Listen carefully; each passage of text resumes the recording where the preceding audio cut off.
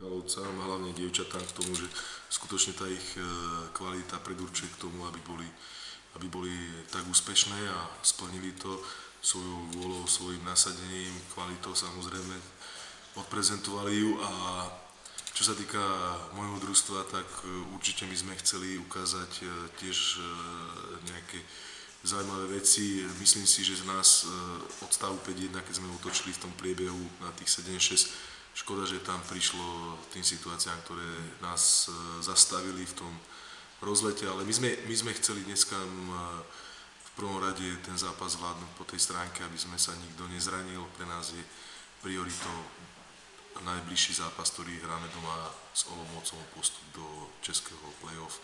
Takže družstvo sa nám nezranilo, hráčky po zranení sa nadýchli niektorým minútam na tom ihrisku a skúsili si tak náročný zápas, ktorý bol rozbehnutý.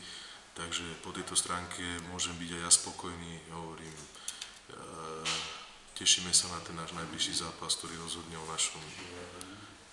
o tom, či budeme úspešní alebo neúspešní v tejto sezóne.